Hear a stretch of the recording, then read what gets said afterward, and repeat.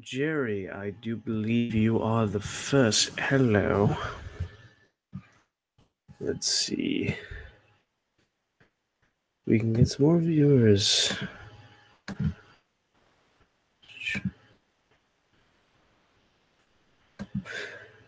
Hello, thanks for reading. Good to see you all here. Historical significance, I like that name. Hi, how's it going?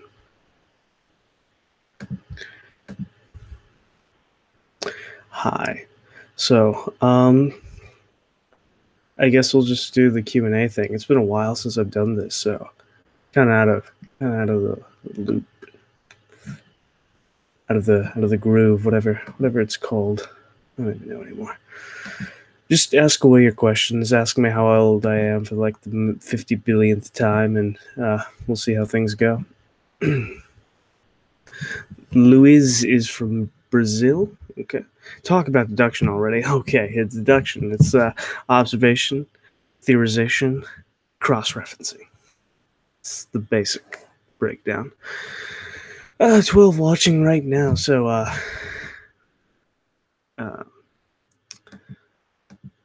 TF is he? What am I? That's a bit of a deep philosophical question for this late at night. I am tired. Yes, taxes galore. So come on, let's. Jerry says, "Hey, I'm a fan of yours. Thank you. It's nice to have a fan." Aspiring Chicago PI here, and Sherlock Holmes enthusiast. Enjoy your videos. Keep up the good work. Thumbs up. Well, thank you. Well, keep up the good work with all the training that you're doing, with practicing deduction, practicing all the things that you'll need to bring to being a PI. Keep up with that, and wish you the best of luck in that endeavor. What is in the thermos? It's water. Do you want to see? It's water. Just water. What does Fred the Frog mean? This is Fred the Frog. This is so that he isn't confused with Pepe the Frog. Bitcoin. Okay, whatever. Fred the Frog, he's essentially my equivalent to Sherlock's skull, so I talk to him when I have no one else to talk to, and that verbalization of my ideas helps with cognition. It's his deity, it's not my deity. That made my day. Thank you. I can rest easy now.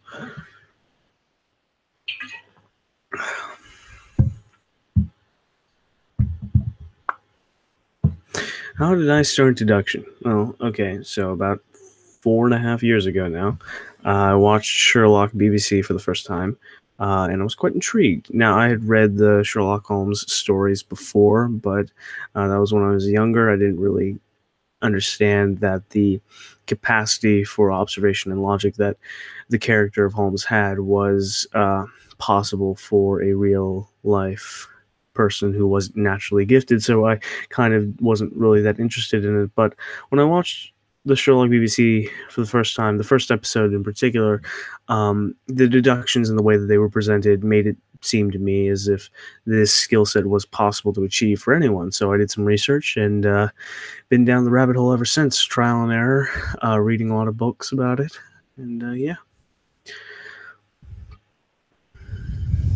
Chloe Mason says, yes, I didn't miss it this time. Yeah, it's good to have you here. Always good to have a loyal Patreon supporter.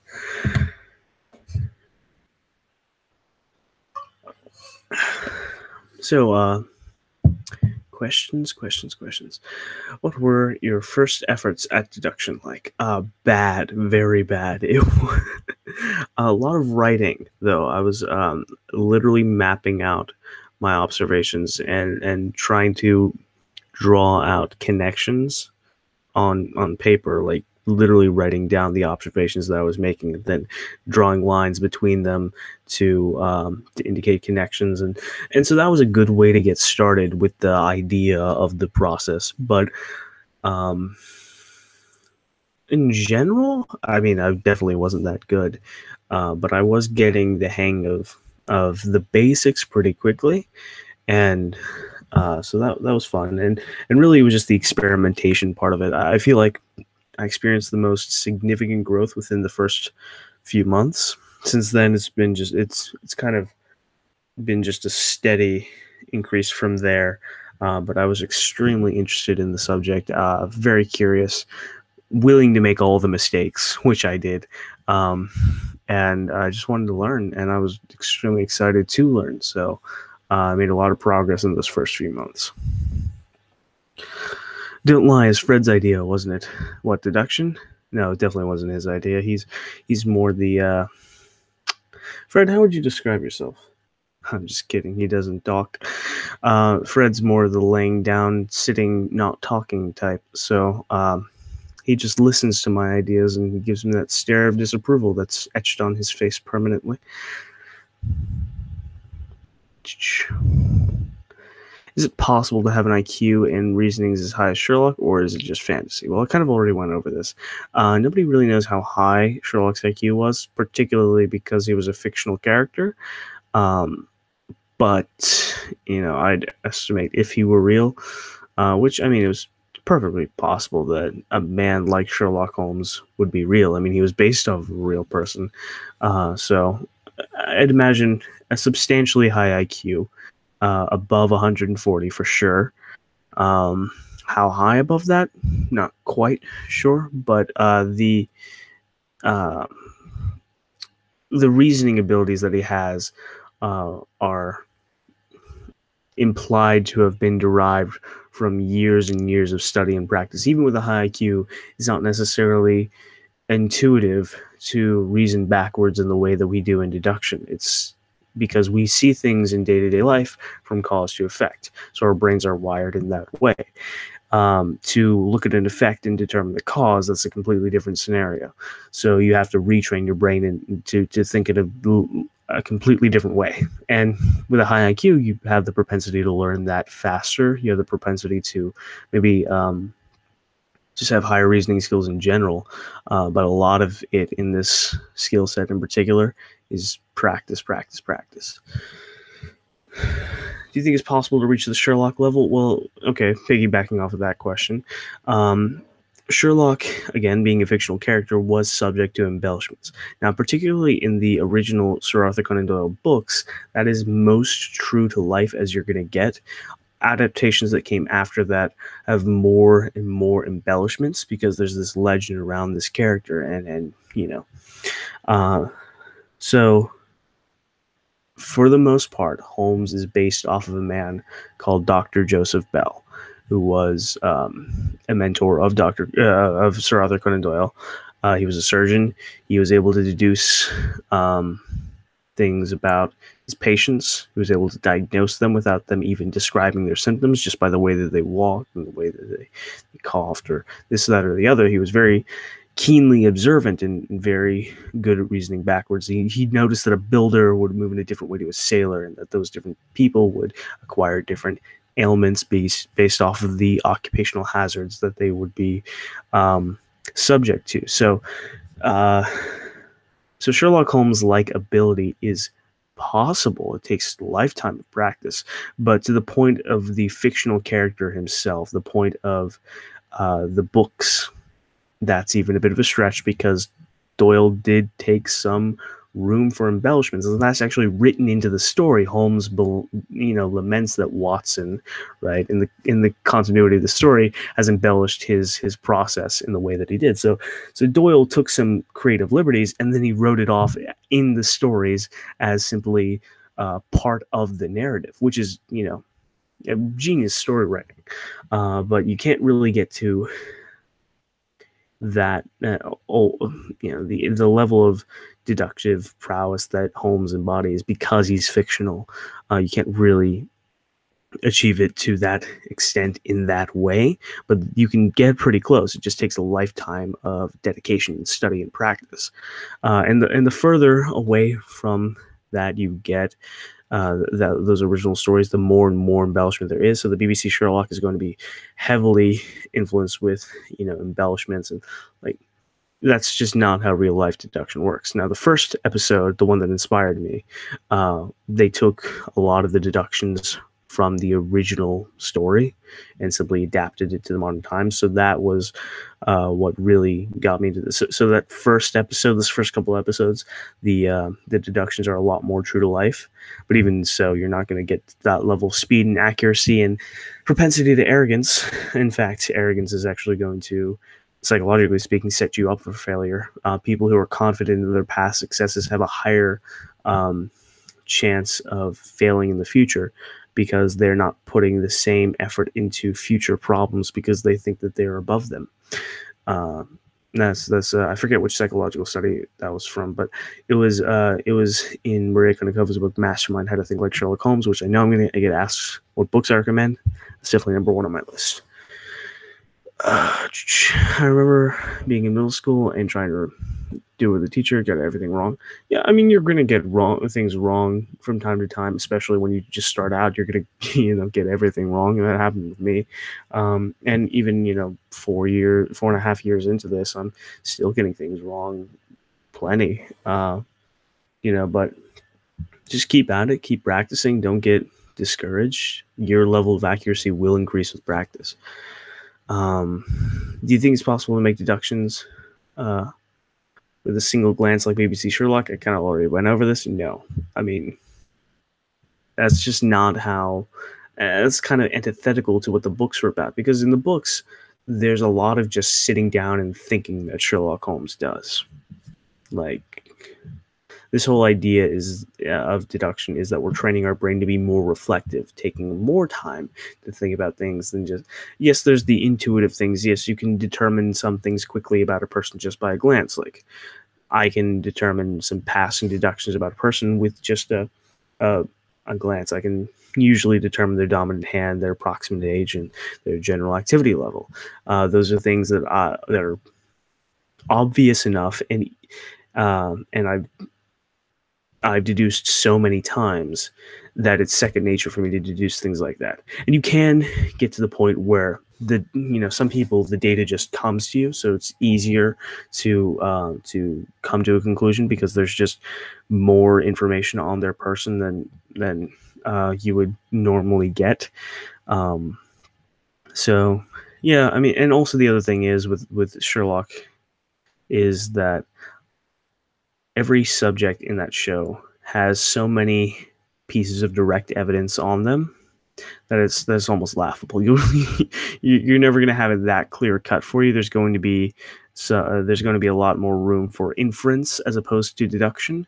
Because deduction is when we take direct evidence and premises and then we draw conclusions from that. Inferences is where we kind of like see how the data works in context and what that implies, and we use a combination of that in this whole process. But there's going to be more of that, and that takes thinking about things, that takes theorizing, that takes cross-referencing, that takes time. And so as you get better, you will get faster, but the speed in which Benedict Cumberbatch's Sherlock makes his deductions, it's a bit outlandish, and you shouldn't expect that sort of anything close to that speed, even with years of practice, but especially not when you're first starting. Have I ever had one of those aha moments, like Holmes's remark that all those thoughts ran through my mind so quickly it was hardly conscious of them? Yeah, I've had moments like that. Not necessarily always with deduction. That eureka moment is essentially your subconscious drawing connections and inferences that your conscious mind doesn't, and then you get that feeling, and it's either that the subconscious has actually solved the problem, or it's found information somewhere in the recesses of your brain that is relevant to solving the problem and brings that to the attention of your conscious mind. So yeah, I mean, everyone's had those aha moments. In deduction, I've had a few of them. Yeah, I can't think of one off the top of my head, but I know the feeling. Chloe Mason has a little anecdote. Whenever I first watched Sherlock, I tried to deduce customers at work and couldn't figure out anything. Yeah, that's how it starts when you get started out. Even 4.5 years into my training and practice. There are days where I'm not as good, I'm not as sharp because I'm tired, or you got to push through that, and you got to train yourself to push through that. But sometimes there are some people that there's just really not a lot to observe, and you kind of have to grasp at straws to figure anything out about them, and it's a little bit frustrating at times. But there is always something you can determine about a person. Do you like living in such a dark environment? Yes, it's actually quite pleasing. Do you think Sir Arthur Conan Doyle was as smart as his character? No, I don't think he ever claimed to be. He was quite intelligent, but he based the character of Holmes not on himself, but on Bell, his mentor. So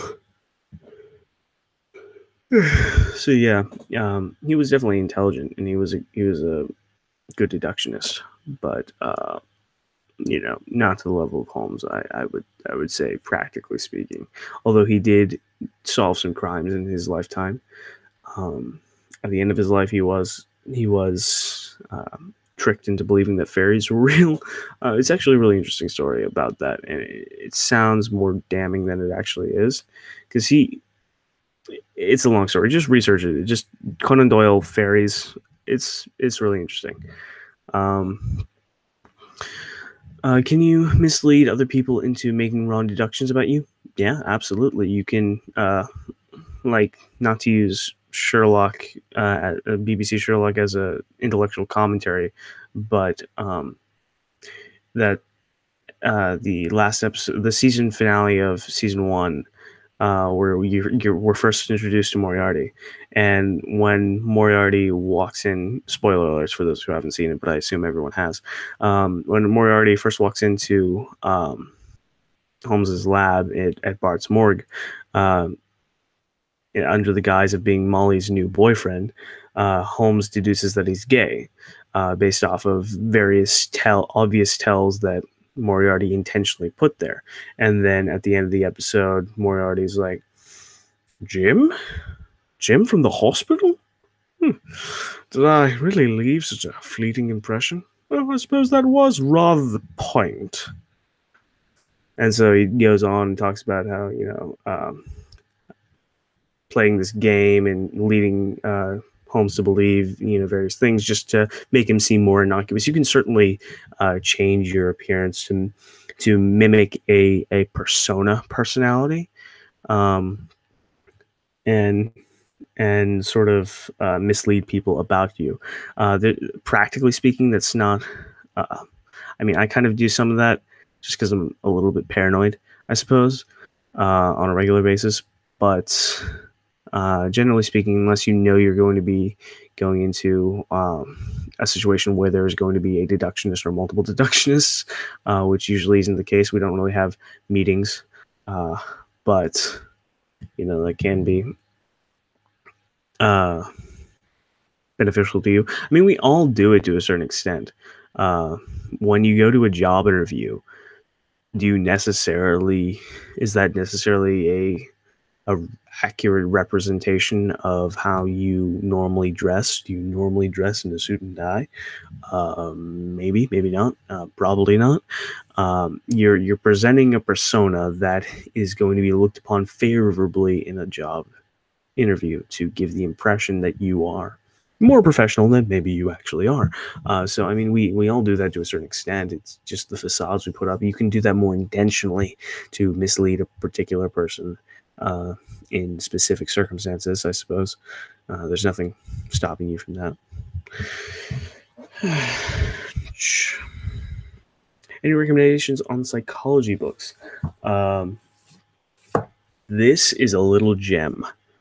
I got it in Barnes & Noble. It's so the book is Psychology Squared, and it's broken up into 10 chapters, and each chapter has 10 little sections, right? So each page is a section. So there's the description here, and then an infographic on the next page. And so every page is set up like that. So it's a really good introduction to psychology. with basic psychological concepts, with very comprehensive, concise descriptions and good infographics. It's very engaging, very easy to follow along, and very informative too. If you're just getting started in psychology, I would highly recommend you find this. In terms of psychology that is relevant to deduction, research body language. That is a facet of psychology research. So Paul Ekman's books, Joe Navarro's book, the definitive book on body language, those are all fantastic reads.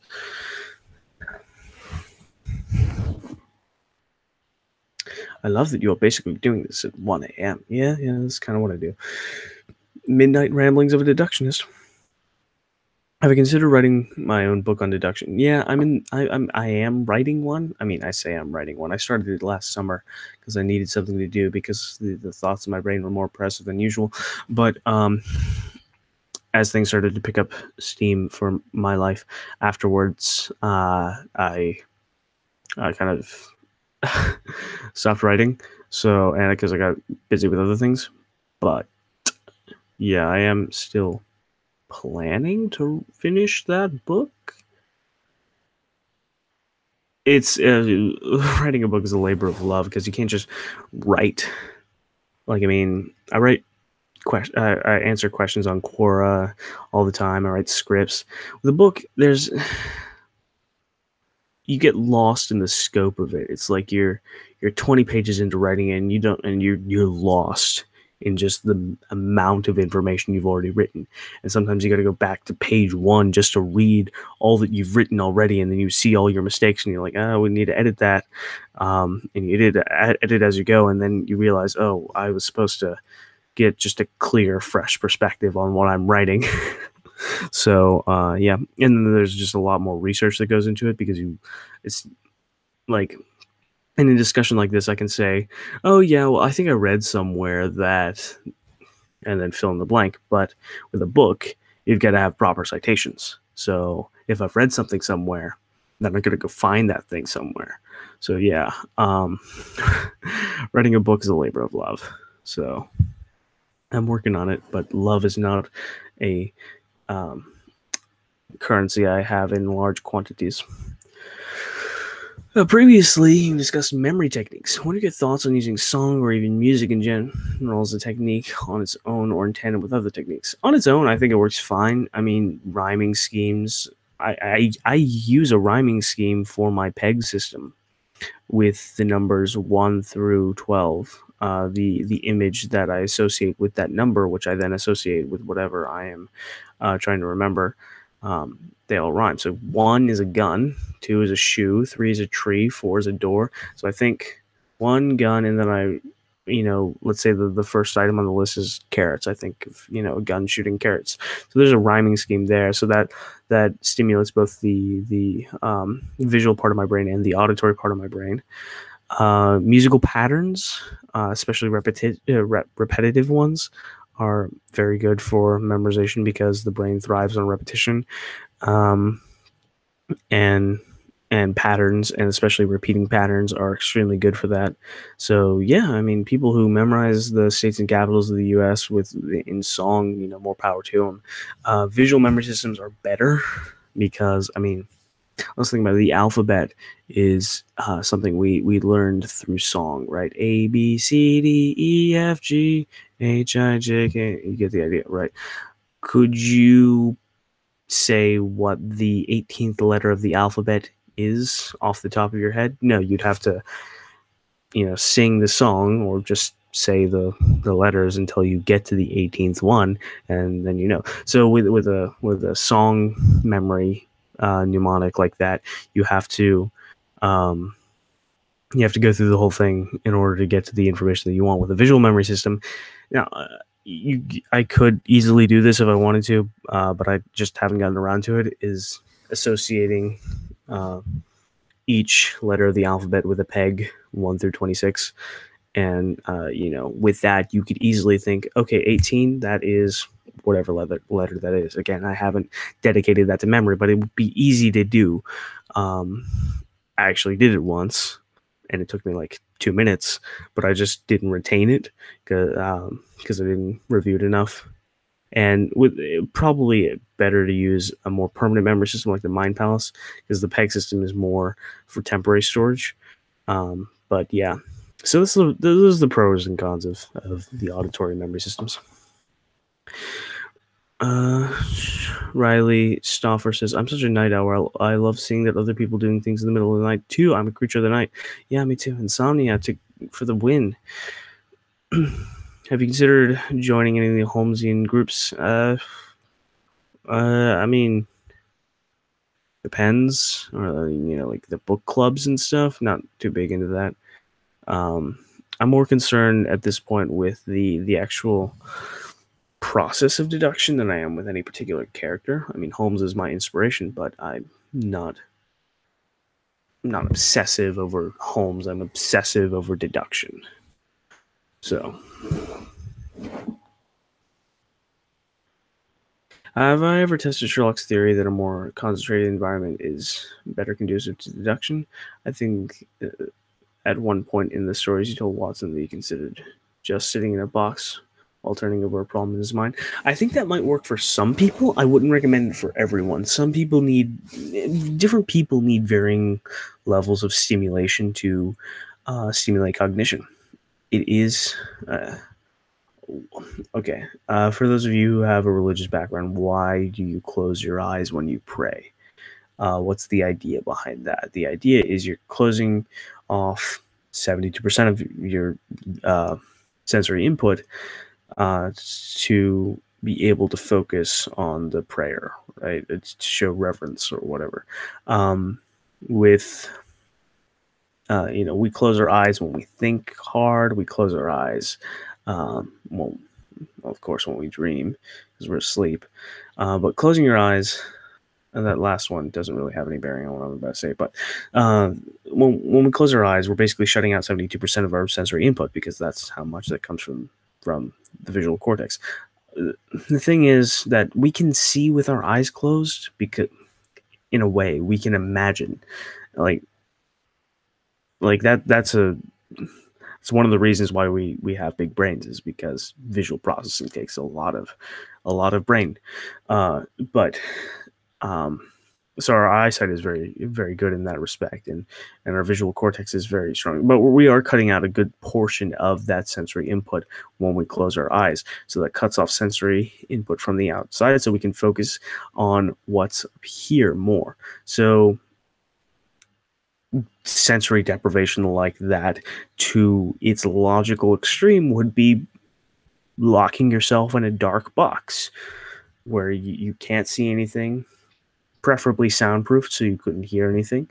And yeah, so I mean, that would have its own problems though for various people. Some people need more sensory stimulation to help stimulate their cognition, and it also depends on what stage of the problem you're in. Sometimes it's very good to actually stop focusing on a problem with your conscious mind and actually overload your conscious mind with sensory stimulation so that your subconscious can focus on the problem. So like if you're stuck on a problem, a good thing to do is go take a walk or go take a shower. So, with a walk, like on a nature trail or something, you're just surrounded by all this visual input, this beauty around you, and you dwell on that consciously while your subconscious is focusing on the problem, right? Looking for information to help you solve that problem in your mind.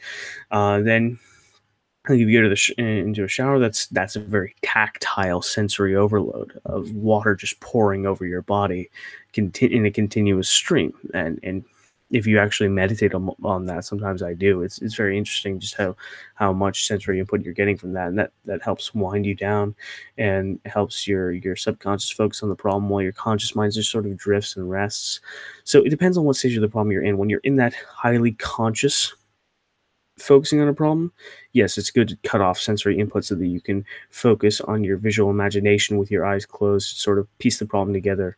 But I wouldn't recommend that for every stage, obviously, of the investigation process. And obviously, practically speaking, it's all well and good to say in theory what things might work, but in practice, you can't exactly have You can't exactly lock yourself in a box when you're trying to read a person. So social anxiety also plays a role, like that overloaded sensory input from social interaction, as well, combined with the fact that your brain is detecting a threat where there is none.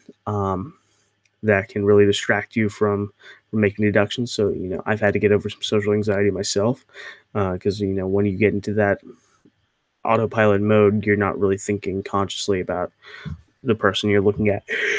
You're just you're just moving. Are you an INTP or an INTJ or something else? I'm an INTP. I feel like you're one too. I'm an INTJ, although I prefer the Big Five trait model personality test, which is the psychology standard, as opposed to the Myers Briggs test. The Myers Briggs is okay, for general things, but I do feel like there are some clearly definable problems with it. But it's cool if you use it casually. Um, as far as the Big Five trade model, I'm 98% openness, 64% conscientious, I think, 52% extroversion, so moderate extroversion, uh, 54% agreeableness, I think, and then 56% neuroticism. I think so. So moderate on those last three traits, and then high on the top two.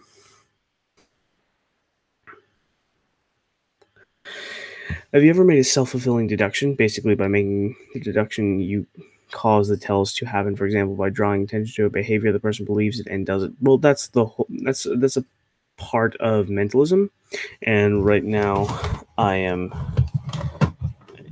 in the middle of this book, 13 Steps to Mentalism by Corinda, and yeah, I've been getting a lot of ideas for such self-fulfilling deductions. Um, and yeah, I mean, I have done that on occasion. It's just psychological priming, and uh, yeah, it doesn't work on everyone. I'm not super well practiced in it. As I start getting into mentalism and doing some mentalism gigs, I'll I'll have to practice it quite a lot. But yeah, what are my thoughts on having Fred the Frog or Sherlock's skull? Is it a way to collect your thoughts, self assurance, or more of a psychological thing? Oh, it's yeah, I'd say it's more of a more of a collecting my thoughts thing. Yeah, studies have shown uh, that verbalizing ideas helps with cognition. When you get that, because when it's up in your head, there's there's there's no revision process almost. When you speak it and you hear it back, there's there's a there's another level of cognition in it, because you're hearing your own words through your ears, and the thoughts that are in your head are going back into your head. So there's this sort of revision process. I don't exactly understand how it all works. I haven't done the research needed, but generally speaking, that's my estimation of why verbalizing things helps. So functionally speaking, um, talking to people, talking to my cat, talking to Fred, it doesn't matter if they talk back. Um, just verbalizing your ideas helps, and also getting feedback from other people. So if you do have the opportunity to talk to someone who talks back, um, that's thinking on a higher level, because you're on an even higher level. So first it was just in your head, now it's out of your mouth and going back into your head. Now it's going out of your mouth into somebody else's head. They're processing it, and then they're giving you their ideas. So that's thinking on a higher level. Um, so if any of that makes sense, is it possible to get too concentrated on a task? Is it possible to get too concentrated on a task and find it difficult to think of anything new? A quick distraction can be very beneficial for coming up with new trains of thought. Oh, yeah, absolutely. I was just talking about this before. With when your conscious mind is stuck on a problem, you literally have constricted the resources that you are using on the problem to the point where you can't search your brain, other areas of your brain, for new information. So you have to go and let your conscious mind let go of the problem, let your subconscious dwell on it. And this is achieved by doing something monotonous and physical. So, like, one of the things I like to do is build a house of cards. I like to take long showers. Working out can also be something that you can do to help with that. Taking just a walk. There's so many things that you can do that rest your conscious mind. You step back from the problem.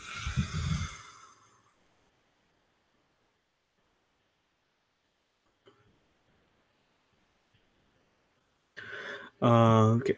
Is there an actual method with the programming community? There's an actual method with the programming community where you go through your written code while explaining it to a rubber duck or an inanimate object while debugging. That's cool. See, those computer science people, they know what's up. Uh, Part of why vocalizing your thoughts helps is because it slows you down. Okay, that's true. Tommy says, "Good morning, everyone." My live stream, my rules. It's not morning. It's not morning where I am, so no good mornings. I'm just kidding. Say whatever you want. Um, I personally talk to myself all the time while I'm solving any programming problems. Yeah, I mean, talking to yourself, talking to, sometimes it's just helpful to direct it to something like Fred or my cat or, just something. But sometimes, just talking to yourself is just as well. I do that plenty as well. Tina says your brain retains audio faster than visual, but when you use both audio and visual and engage the material you wish to remember, you will retain it psychologically better in your long term. Yeah, that's true. We're going back to the memory systems. When you think about something odd, the more aspects of the more parts of your brain you have engaged in memory, the more likely you are to remember it long term. So that's totally true. You can also you can incorporate other sensations within a visual memory system, like in a mind palace. You can imagine textures. You can imagine how something feels, not just how it looks, but like imagine touching a thing and how it feels. You can imagine how it smells, and you can imagine how it sounds. Right? There's really no limit to what, other than your imagination, to what senses you can simulate in your brain. So um, the visual memory systems like the Mind Palace, they're primarily visual, but you can incorporate other senses as well.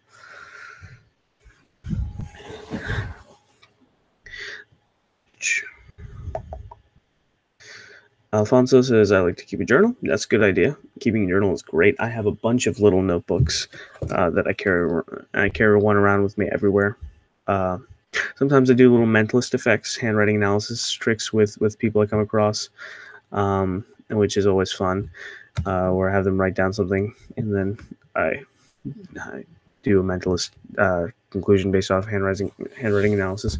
But also mainly it's just to write down my spontaneous thoughts or write down something that I didn't quite understand, something I observed that I didn't quite know anything about. So yeah. Britt says, thanks for answering some of my questions, but I need to get ready for school now. I'm going to watch the rest of this when I get back home. Sounds good. Have fun. I find that I learn better when I'm competing against someone. Is there some sort of place on the internet where you can find and train along with other deductionists? Yeah. Um, there's a Reddit page, I think, dedicated to the science of deduction, where there are pictures posted all the time that you can deduce. I do videos occasionally where there's a picture to deduce, and there's some competition there, I suppose, with people in the comments and against me, I suppose. There's some Google Plus deduction groups where people post different things. You can sort of bounce ideas off of people and also compete with, again, pictures to deduce. So yeah. What would you recommend to start learning handwriting analysis? Okay, so you need to understand the basic principle of how we process truth and lie, right? It takes more processing power to to think of a lie than it does to remember the truth. So, like a common mentalist effect is you give someone a sheet of paper and a pencil or a pen, and you ask them, "All right, I want you to write down 3 things about yourself. One of them is a lie. The other 2 are truths. All right, just short little 1-word things. Okay, just write down 3 things about yourself. 1 is a lie. 2 of them are true. Okay." And so you have them write that down. And when you look over it again, when they hand it to you and you look over it, the truths are going to be they're going to be noticeably more relaxed than the lie.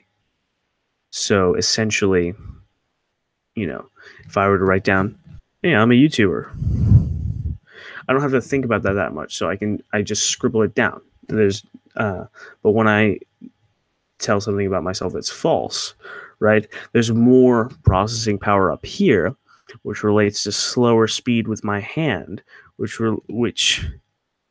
comes out to be almost a neater neater letters. And so that's basic handwriting analysis. Another little mentalist effect you can do is where you need multiple subjects for this one, and you put something on the table. Let's say like you've got a watch or something. And you put it on the table and you say, "All right, I'm going to turn around. One of you take the watch. All right, but don't tell me who has it." And then you turn around, close your ears. Someone takes the watch. Then you give them all a sheet of paper and you ask them to write down, "I do not have the watch." Right, when they write that down, the person who's telling the truth, the spaces between the words is going to be rather uniform. For the person who's lying, there's a subconscious distancing. Unless they're psychopathic, there's going to be a subconscious distancing. So we don't like to feel guilty about things. It makes us feel bad. We don't like feeling bad. And when we lie, when we know we shouldn't lie, and we feel bad about that. Right. So how that translates into our handwriting is that it will. So the I and the have, or I do not have. So not and have will be spaced further apart. Sometimes it's I and do will be spaced further apart than the rest of the words. But that is the idea, is that there's this subconscious distancing yourself from the lie. So you physically distance the word that represents you from the statement that is untrue. So that's basic handwriting analysis for a cheeky little mentalist effect. And you can also, when that fails, sometimes I did this with someone the other day, and I wasn't quite sure if I was correct in my analysis of the handwriting. So I just looked at the person and I made a few deductions about them, and I cross-referenced that with the things that they had said about themselves on the paper, and that helped me confirm which one was in fact a lie. So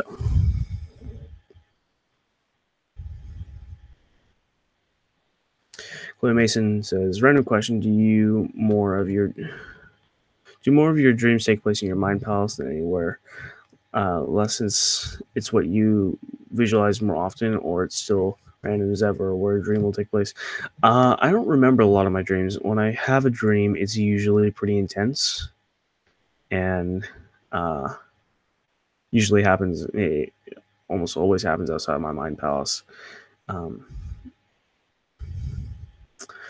That is an interesting thought, though. I'll have to think about that some more. Do you think between your deduction and mental skills, you could pull off the amazing Kreskin's routine? He would let the audience hide his check after a mentalism performance if he couldn't locate it. He didn't get paid. He only failed twice to boot. I certainly wouldn't risk that, because I'm at that stage as a mentalist where I'm just trying to find work. So, I mean, I'd need to single out the person who hid the check.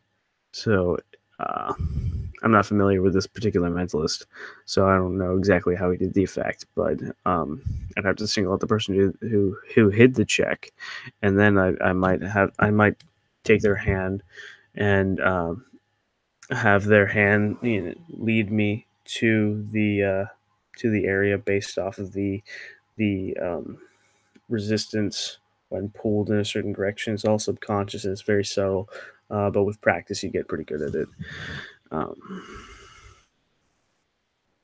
are there any areas of deduction or analysis you would recommend waiting to try until you have some experience with the basics? Um, I always say you should experiment, but sometimes they're, you don't want to overreach too much to the point where you're just going to discourage yourself. Like if you're just starting out, you really need to start out with the basics of learning how to observe and then drawing simple conclusions, and experimenting as situations arise. If you're curious, um, then your curiosity will lead you to new circumstances which you will learn something from. If you're arrogant and you're just trying to be the best, even though you've only been doing it for 2 weeks, that is going to set you up for failure. So it really has to do with the mindset. If your mindset's in the right place, then you're you're gonna train well. Because if you're curious, then you're going to stick with what you know, but be open to the circumstances that arise that will teach you things that you don't know.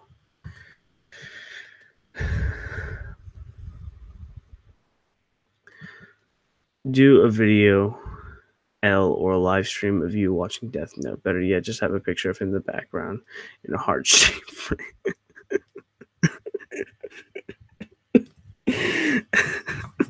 No. uh, I ordered the monographs on Amazon. Have you read it? If so, what do you think about it? Yes, it's actually there's a link in the description to buy it on Amazon. I I love the monographs. Ben, I did an interview with him a couple months back in a live stream. If you guys haven't seen it, highly recommend it.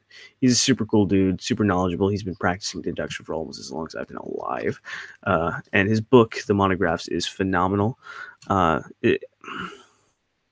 personally was happy that I had read Maria Konikova's book first, which is Mastermind: How to Think Like Sherlock Holmes, because that set you up more for the mindset of a deductionist, whereas Ben's book is all about the tells that you need to look out for.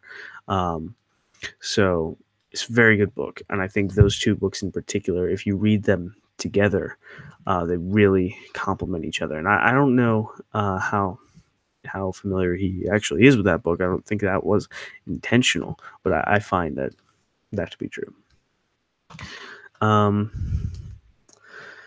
How can I become better in observation? I seem to notice little things here and there, but I can't see the overall picture, and I'll later, after making my deductions, see key things that I miss. Okay, well, you need to you need to develop your peripheral vision. So we're not trying to get to this point where we're observing everything like by moving our eyes and focusing on everything in our environment like the bloody Terminator or something. It's what the analogy Ben uses is uh, make your mind like a sponge of information. Well, how do you do that?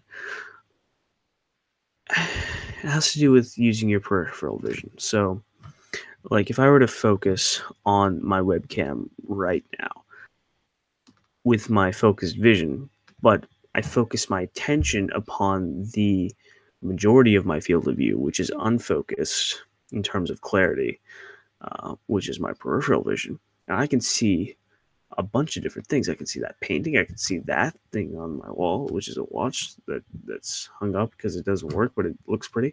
Got two pieces of paper, another piece of paper on the wall. I've got this water bottle right here. I've got my microphone right here. I've got my other screen right here. I've got my notebook right here. I've got my phone right here. I can sort of make out shapes. Now I know what all these things are because this is my desk. This is my room. I know what all those things are. But in an environment I'm not familiar with, I'd be making out shapes and general structure of my geography and environment, right? So I'd be making a map a rough map with just a quick initial scan of my environment, utilizing my peripheral vision. Right, so that gets you a lot of information really quickly, and as you do that, certain things are going to stand out to you. Pieces of furniture, pictures, paintings, signs, they're all going to stand out to you, and then you focus on the things that stand out to you in your second pass, your second scan of a room, and then you observe them more in detail. Right, and then you look at the relationships between things that you observed. So a chair, is it the exact height necessary for a person to comfortably sit down in at a desk with their legs underneath the desk? That is a relationship between a chair and a desk. Obviously, that's a that's a known thing, but you're consciously deconstructing um, relationships. You can see patterns in the way books are arranged. You can see, you know, pencils on the right side with uh, the notebook tilted this way to the with the upper portion to the left. It indicates that the person was writing at this angle, which would indicate right-handedness. Right, so that's relationships between objects and positions of objects. Right, so that's how observation leads into inference and then deduction. So, um, if you want to develop your observational skills, just focus on your peripheral vision. Right, um, start planning out your movements as well, because as you start planning out how you will move through your environment, you will it will kickstart your brain to observe things about your environment. um, Also, just look for one new thing every day. Like, we take for granted the environments that we walk through, that we're familiar with, but if I were to ask you what direction, okay, so light switches, they've got that plastic border around them that's screwed into the wall, and there's that little notch in the screw where the screwdriver goes that you can screw and unscrew things in, right? What direction is that notch pointed in the screws that hold in the the plate that surrounds the light switch in your bedroom? Do you know that? It's a little minor thing. You see it every day because you turn your light on every day, but you've never observed it, I imagine. Right? So just look for one new thing in your environment every day and never take for granted that environment. Never think that you've seen all there is to see. Just look for one new thing, and that'll, um, and eventually you'll get to the point where you'll see two new things every day, and then three new things every day, and then four new things every day, and then soon enough you'll see everything that changes within your environment day to day. With people in specific, sometimes it's good to have an observational system. Look at the shoes first, and the knees, then look at the thighs of the trousers to see like if they've wiped anything on their pants.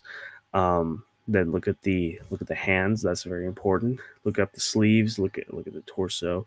Look at the face, and that gives you a general scan of a person. So it can be helpful to have an observational system like that. So,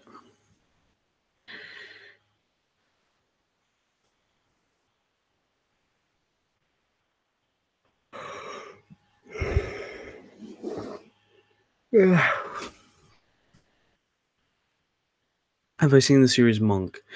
If I have, what do you think of the series and the character Adrian Monk as a detective? I, I hadn't seen it until last week. I saw the first episode, um, and it was interesting. I think a character like him, an agoraphobe, is it's interesting. Like, it's quirky. I like it, um, but I'm not sure how realistic it is because someone like that who's so focused on self-preservation because they're a germaphobe, they're an agoraphobe. That means they're afraid of everything, right? So, and obsessive compulsive. So it's hard for me to believe that a person like that would be able, because so much of their conscious attention is dedicated to irrelevant things, that they would be able to make such deductions. Although the character is, from what I gathered from the first episode, uh, he wasn't always like that. Uh, these disorders manifested after the traumatic incident of his wife's murder. So, makes sense that perhaps he was just such a great detective before all that, that being a detective, being able to make those conclusions is just such second nature to him that it doesn't matter how much of an agoraphobe he is, how much his brain is scattered with all the things that don't matter, that his intuition points him in the right direction. And in the show he's shown to have a photographic memory.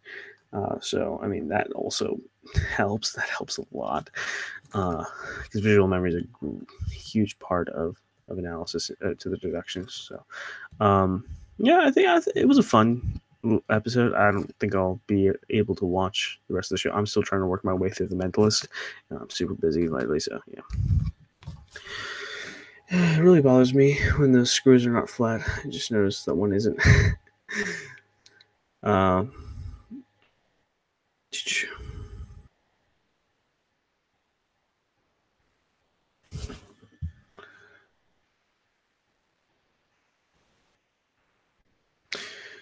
BP Reno, he was the one who asked about observation. He said, "Never thought of it like that. I remember Mastermind saying something like that, but you made it more understandable." Thanks. Yeah, no problem. I've been thinking about this for the past 4 years, and this is like if you go back to my older videos on observation, you'll see the evolution of my ideas. This is my current thinking on this is not something I just came up with. So this has been a long time of me researching and then trial and error. This is the best observational system that I've been able to come up with.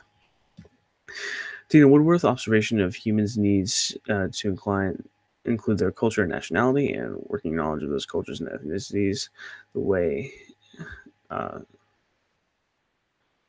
other cultures do things and act differently than the standard American. Absolutely, you're totally right, and that more has to do with knowledge base and inference. So, as far as the general observation of a person, just looking at different points, so that you can determine those different cultural tells and things. But it does take a working knowledge of other cultures to be able to recognize those tells. So you're absolutely right. Those things should never be overlooked because the way that we're raised does impact the way that we think, and different cultures have different ideas of how people should live and different philosophies behind life, and therefore different ways in which people are raised and different ideas people are raised with. Now, of course, you don't want to jump to stereotypical conclusions and think that every person of a particular culture will automatically think this. No, that's silliness. You need to observe in context and to observe the person as as a specific entity. Uh, and take into account their nationality and their any tells that they are that were raised in a different culture, but also look at them as an individual and still do a regular personality profile that you would do on anyone else, and cross reference that with the cultural tells and see kind of more their specific thinking as opposed to their cultural thinking. But yeah, definitely something to look out for. Do you think being paranoid would make you better or worse at observation and deduction? Uh, it's kind of a double-edged sword. I'm a little bit paranoid. I think everyone is in some areas. A little paranoia, a little preparedness. It's kind of hard to tell the difference. Obviously, extreme paranoia, um, not a good thing. Distracts you, um, but a little paranoia. Moderation. Uh, Makes you a little bit more observant because you're a little bit more careful about your surroundings because you're afraid that um, something might happen to you. And when you feel under threat, you gather information so that you can neutralize that threat. So, yeah. Looks like we have run out of questions. I've caught up with you guys. Come on. Tina Woodworth says, yo. Yo to you. I haven't gotten an email from you in a while.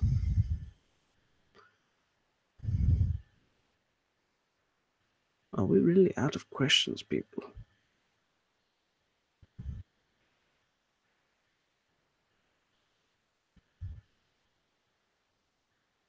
Okay, you just got about 8 seconds of dancing eyebrows. I hope you can live life to the fullest now. Oh, that was an accident. It's okay.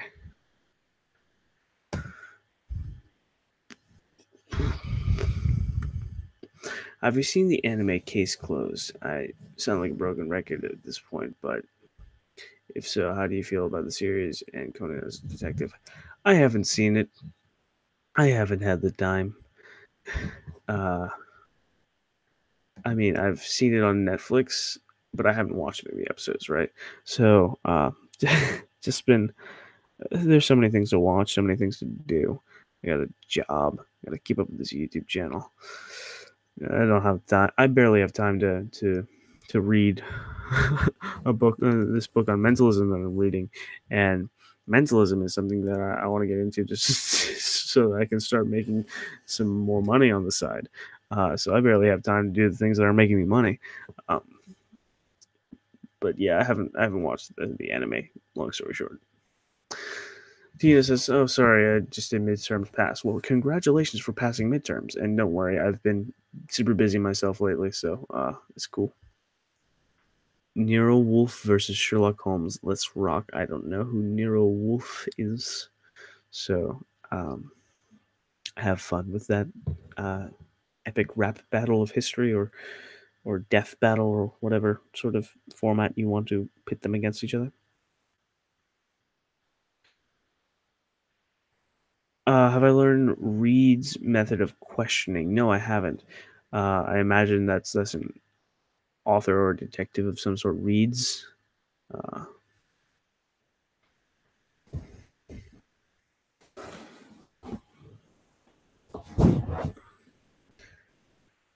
but short. No, I haven't.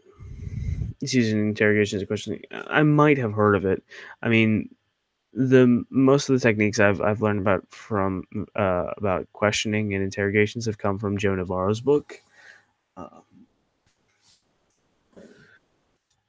so this is what everybody is saying. This is written by Joe Navarro. He's a former FBI counterintelligence agent, uh, recognized expert in body language, and he has a lot of stories and a lot of tips on methods of interrogation. But I'll definitely look out research that um, and always looking to better my interrogation skills. Have I ever applied Barnum statements in my deductions to try and get someone to reveal more information about themselves? Yeah, yeah. I mean, you can definitely do that, and I have done it occasionally. Um, Usually, when I do that, when how many of you just yawned? I usually do that when there's only enough observable information for me to narrow down the conclusions to two equally likely possibilities. Then I hit them with a question or a Barnum statement that allows me to figure out which of those two conclusions I came up with is more likely. Right. So, delivering nightmares asks, "Hey, mate, uh, I've been getting into really into deductions lately, and your channel has helped me out a lot. The subreddit Science of Deduction is amazing. Just saying, thank you for the content and the help. Yeah, thank you. I'm glad my content has been helpful to you. Thank you for the encouraging words. And I have looked up the subreddit that you speak of. It's pretty good. I don't spend a lot of time on Reddit though. I just really haven't been able to delve into it. So, uh, but it seems to me like a useful useful website. I have surprised people by telling people what they were thinking based on the way they text. Yep, that's something I've done a lot. Uh, I thought uh, about a year ago, I found it easier to make deductions about people over text than in person. In some ways, because there's not the same social anxiety that comes from having to make eye contact and things like that. So that's less of a distraction and a more and since the things that they say are more planned out, and also they're they're in writing, so I can go back and reference them. I can more clearly see patterns in the things that they're saying, analyze their speech patterns, and determine things about them and determine what they're thinking. So yeah, if you ever contact me via Facebook or Google Plus or Hangouts or anything like that, uh, it won't take too long usually before I'm able to get a good grasp of your patterns in that. I'm pretty quick with that. Although now I'm gonna get messages from everyone trying to like mask their speech patterns and throw me off. So welcome to all the trolls. Okay, so what would you recommend to someone who'd rather be Mycroft than Sherlock? I'd say Mycroft is more conscientious. So Sherlock gets bored easily, and when he gets bored, he just sort of sulks about and waits for the next thing to happen, or does some experiment to cure his boredom. But so Sherlock never really has an end goal in mind until he gets a case, until he gets a specific case, right? But Mycroft has all these grand ideas of how the world should work, and his life's work is to implement his idea of structure upon the world. So that higher in conscientiousness on the Big Five trait model, I would say. Uh, so for someone who wants to be Mycroft, you gotta learn to be a meddler. You gotta learn to be a micromanager, um, get above people, and be able to direct their actions based off what you see as being the correct mode of being, I suppose. In overwhelming situations, what are some methods to calm down and start observing your surroundings better? EX, an environment that makes you nervous already, or an environment with a lot of movement. I would say take a step back mentally and physically. Close your eyes, breathe in, and breathe out. And just meditate a little bit. Just enter into that mindfulness meditation state for about a couple seconds, just a couple deep breaths. What that does is it controls your autonomic reactions. When you slow your breath, it affects the physiological reactions of um, cortisol dumps, increased heart rate. Your pupils will get back to a regular size because if you feel threatened, they will constrict and you'll get tunnel vision. Um, So yeah, just breathing techniques really do go a long way for calming you down. Seems like everyone is an anime fan here, as I am. Here's a good question: what's your biggest tell of someone who's lying? Big, big misconception. There's no specific tell in body language to that someone is lying. That's a misconception that leads to false convictions. Um, there are signs of deception within context. What you're looking for in body language is a drop, is a change in baseline, and the masking of various emotions uh, within the context of questions being asked, the presence of certain genuine emotions, the variations in gestures of the person. You look at all that in context and you look for patterns. And when you determine breaks in that patterns, deviations from that baseline, then you know something is wrong. You continue questioning. And then as the line of questions and the stakes are raised, people's body language will betray them. Um, but there's no specific tell to see if a person's lying. It's not like, "Ooh, a person's rubbing his hands together. He's definitely nervous, and that means he's lying." No, it's like with the polygraph. It has nothing like the polygraph itself isn't very accurate. It's an as a lie detection machine. It's not a lie detection machine. It's an autonomic arousal detection machine.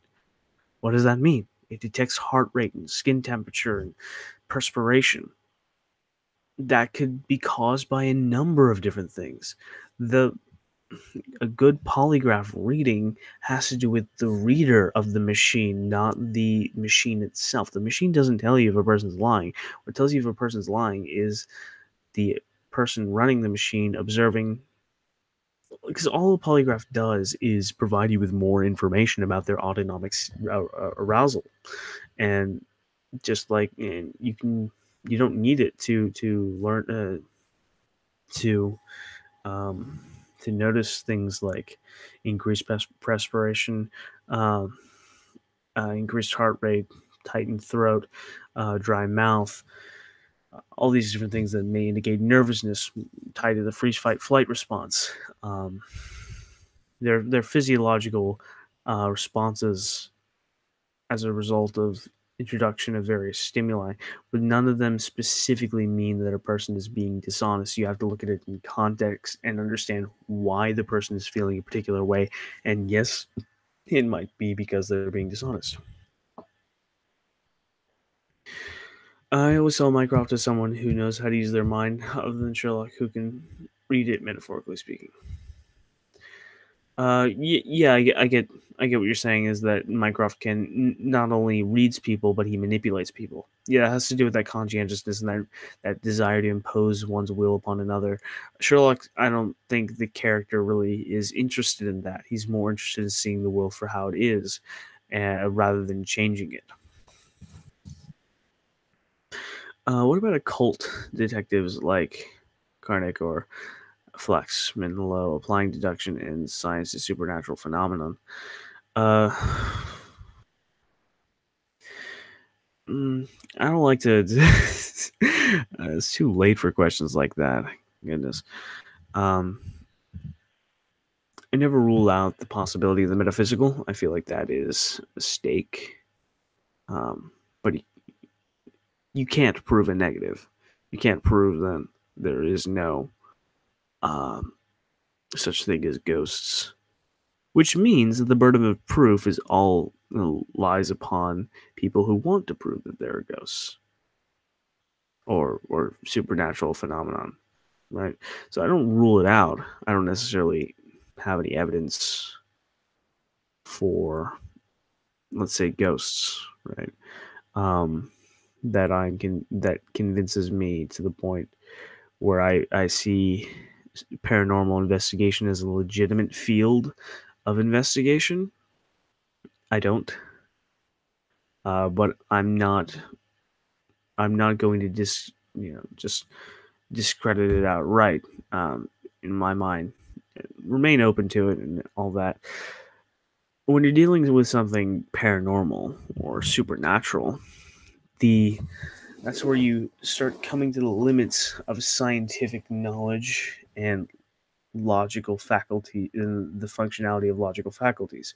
So the whole premise of a paranormal investigator seems a bit silly, because how do you determine how far science and logic can go to determine these things if you are in fact assuming that they are paranormal and therefore not functioning within the same laws as everything else is observed in science? So I suppose you could apply the scientific method to try and figure out certain things, but to apply scientific knowledge of physics and chemistry uh, would be a bit of a stretch. That's all I have to say on that right now. It's too late for a question like that. How do I feel about psychic detectives, fictional? I feel like they are less impressive because their mind powers simplifies the process of detective work and deduction. Well, see, I like Patrick Jane, the mentalist. He's a fictional character, um, but the backstory of that character is that he used to be a psychic, but he was never really a psychic. He never had any psychic powers. It was all logic and observation and deduction, um, m- presented in a way that made it seem supernatural for entertainment and so that he could make money. And well, and then a serial killer kills his family because he mocks him on live television, and he ditches the whole psychic gig and goes to criminal investigation And so that's the kind of psychic detective I like. The one that, you know, that's not a psychic, but um, it's all just logic and deduction, and it's masked as a supernatural power. I think that's the premise of Psych. I haven't watched it, but yeah. As far as s- uh, psychics in fiction who are actually in the fictional world have the ability to read minds, that's just boring. Takes all the fun out of it. You need to deduce what disease a person is suffering just by watching their face and body language. Uh, it depends. Really depends. Like paralyzation of part of the face could indicate like a stroke that the person has suffered. But as far as medical knowledge, I don't really have the knowledge base required to to make to draw medical conclusions about a person.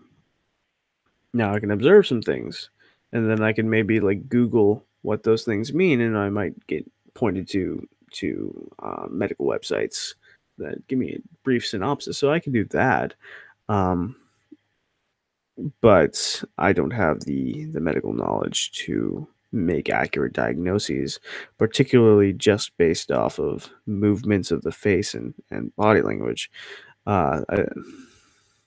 There's a lot more that goes into it than that. And I know what you're thinking. You're thinking of Dr. Joseph Bell.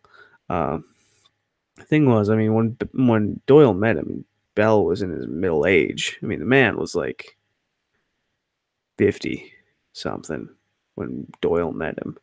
So the man had a half a lifetime of learning about medical knowledge and honing his craft of observation and logic and tying that to his medical understanding. So, I mean, if I were to dedicate my life to being a doctor and on top of that obsess over deduction, sure, I could make accurate diagnoses about people like Dr. Bell, but it's not really my thing.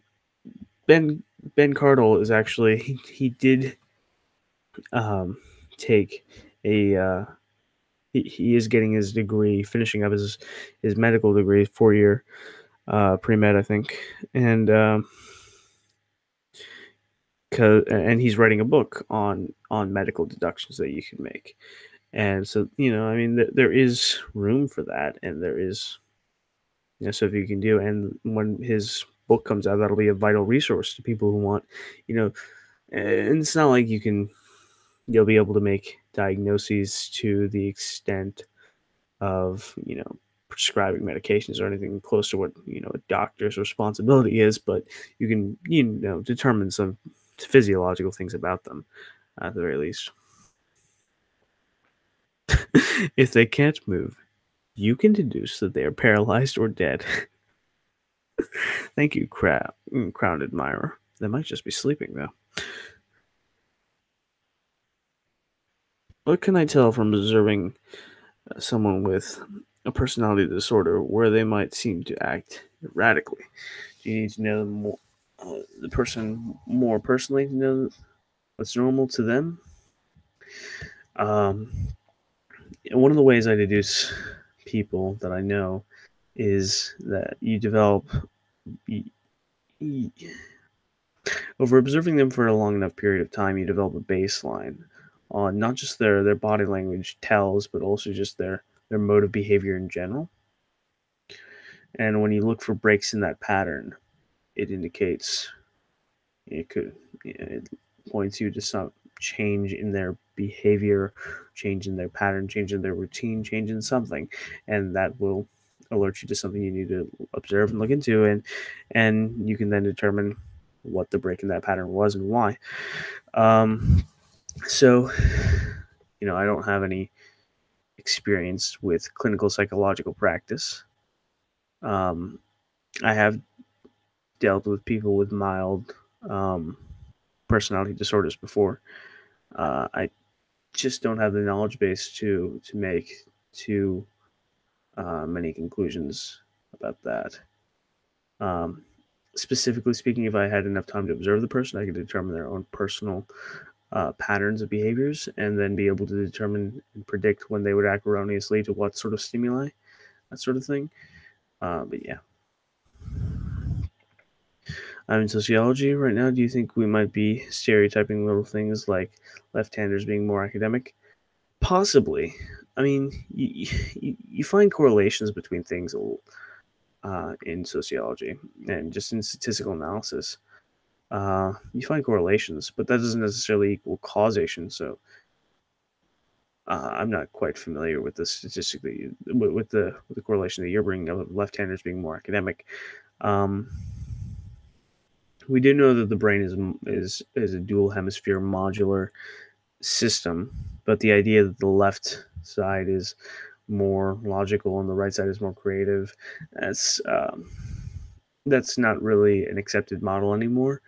Uh, there's multiple ideas of what the different hemispheres do, um,